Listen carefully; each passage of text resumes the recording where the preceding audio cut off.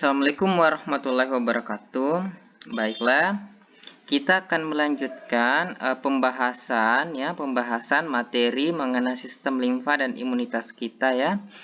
Nah, jika kalian belum menonton di video sebelumnya, saya harap untuk ditonton dulu karena Anda akan kesulitan untuk memahami materi yang akan disampaikan pada video ini jika Anda tidak menontonnya ya.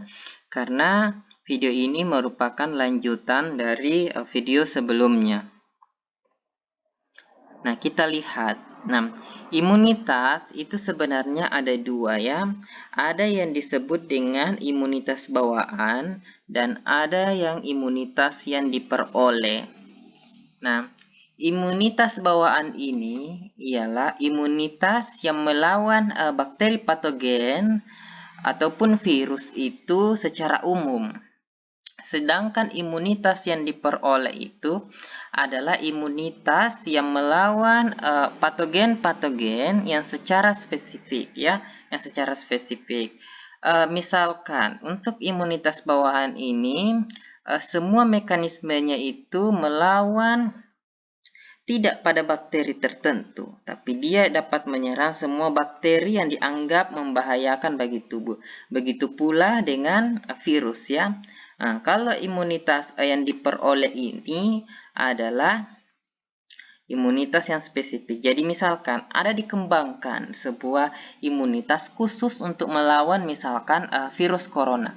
Maka sel-sel yang terlibat di sini hanya menyerang virus corona ya, tetapi tidak dapat menyerang patogen-patogen lain. Jadi ini adalah hal yang membedakan antara imunitas bawaan dan imunitas yang diperoleh. Nah, untuk imunitas bawaan ini ada 4 jenis ya.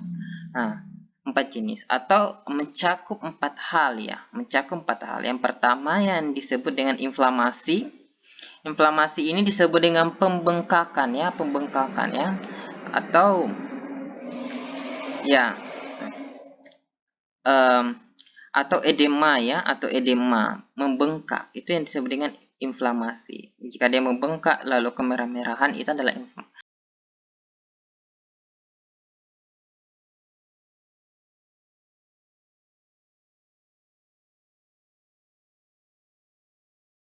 Atau natural killer cell.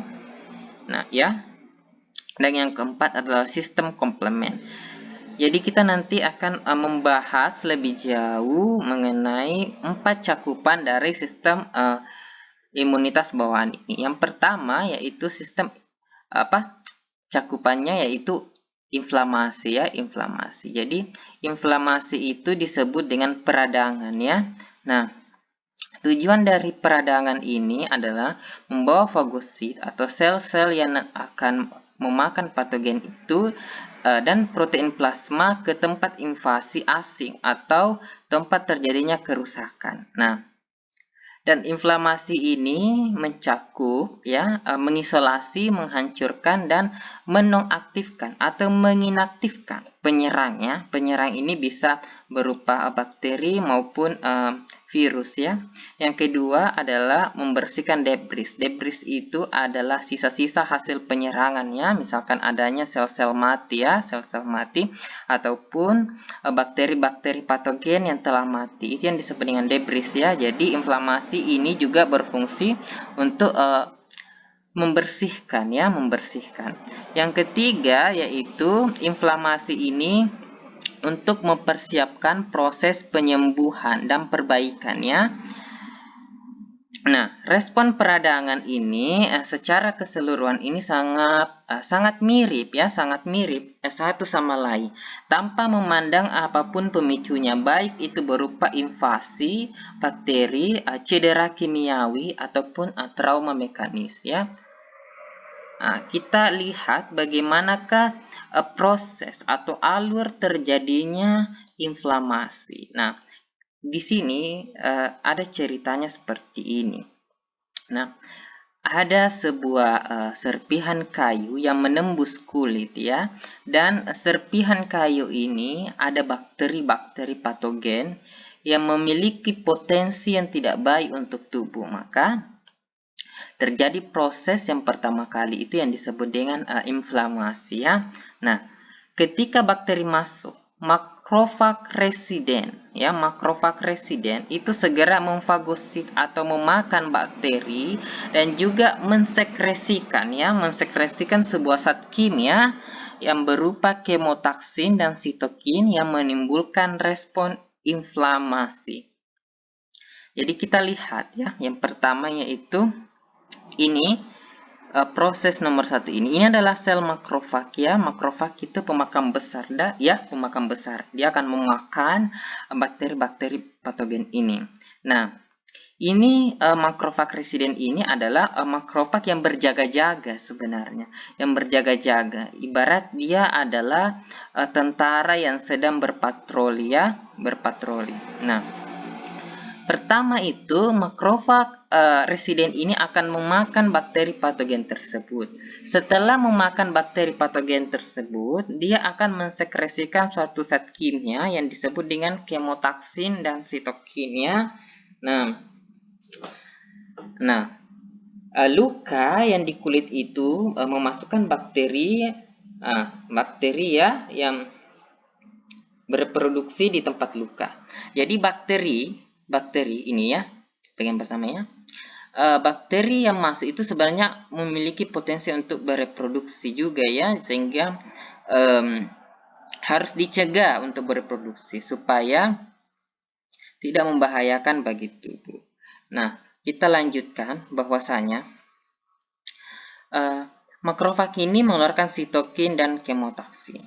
Nah, fungsinya ini adalah untuk meregulasi sel-sel fagosik lainnya atau sel-sel darah putih lain. Yang kedua dari prosesnya yaitu sel mast atau basopil ya, bisa juga berupa basopil ini akan menerima sebenarnya dua senyawa kimia ini ya, dua senyawa kimiawi ini. Lalu sel mast ini akan merespon senyawa kimia itu dengan mengeluarkan zat kimia lain yang disebut dengan histamin. Histamin ini dan sitokin yang dikeluarkan oleh makrofag ini akan membuat vasodilatasi. Vasodilatasi itu adalah melebarnya pembuluh darah. Pembuluh darah di sekitar tempat luka itu akan melebar ya, sehingga laju aliran darah pada tempat tersebut akan meningkat dan laju pergerakan sel-sel darah putih akan meningkat ke tempat luka tersebut. Nah, selain itu, adanya histamin ini dan adanya sitokin ini ya akan menyebabkan neutrofil ini dan monosit ya, monosit sel-sel neutrofil dan sel-sel monosit itu akan menempel ke pembuluh darah. Ya. Dia akan menempel ya. Nah, sitokin ini akan membuat sel-sel darah putih itu menempel, tapi belum masuk ya, belum masuk. Nah, lalu kemotaksin ini, senyawa kimia ini akan menarik sel darah putih itu melewati pori-pori dari endotelium atau sel-sel antar pembuluh darah ini ya. Kemotaksin yang membuat dia masuk, sedangkan sitokin ini membuatnya sel darah merah ini, sel darah putih ini maksudnya itu menempel ya, dan histamin ini yang melebarkan pori-pori ya, pori-pori. Dan histamin ini membuat laju aliran darah pada daerah ini akan meningkat ya, akan meningkat. Jadi perlu kita ketahui bahwasanya neutrofil ini adalah sel darah putih ya, yang pertama kali akan sampai ke tempat terjadinya peperangan ini ya, peperangan antar sel darah putih dengan bakteri ini. Dia adalah sel darah putih yang pertama kali sampai. Nah, lalu Lalu neutrofil ini akan memakan bakteri-bakteri tersebut, ya, akan memakan bakteri-bakteri tersebut. Nah, selain neutrofil ini ada juga sel-sel yang disebut dengan monosit. Ini monosit juga keluar ya dari pembuluh kapiler ini. Nah, monosit ini nantinya akan berubah menjadi makrofag ya. Akan berubah menjadi makrofag. Jadi makrofag itu berasal dari monosit ya, monosit. Dia akan memakan. Makrofag ini disebut juga pemakam besar karena dia sangat banyak sekali memakan bakteri-bakteri patogen ya maupun virus ya. Jadi seperti itu. Perlu juga kita ketahui bahwa proses masuknya sel-sel ke dalam tempat invasi ini yang berasal dari pembuluh darah ini itu prosesnya disebut dengan diapidesis proses ya. Nah, dia akan membentuk atau bergerak ya, bergerak seperti amuba dan membentuk kaki semu pseudopodia ya, pseudopodia. Jadi dia bergerak seperti amuba ya, amuba. Nah, hampir setelah invasi ini terjadi, vasodilatasi lokal yang dipicu oleh histamin dan meningkatnya permeabilitas ya, permeabilitas kapiler dan edema lokal, pembentengan daerah meradang, emigrasi leukosit, proliferasi leukosit, dan menandai bakteri dengan opsonik. Ya, nah jadi pada saat terjadi invasi ini, hampir setelahnya ya, beberapa saat setelah invasi ini, vasodilatasi itu terjadi dan vasodilatasi ini dipicu karena meningkatnya histamin ya, meningkatnya histamin. Dengan demikian terjadi peningkatan permeabilitas kapiler. Nah, efek dari permeabilitas kapiler dan meningkatnya laju aliran darah ke tempat invasi ini membuat pembengkakan. Jadi membengkak dan kemerah-merahan ya, kalau kita lihat dari kulit ya, yang disebut dengan edema lokal. Ya.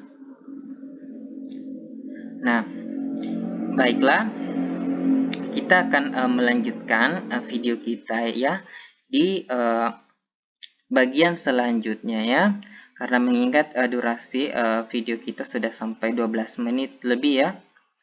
Jadi terima kasih telah menyaksikan dan sampai jumpa di pembahasan materi selanjutnya ya.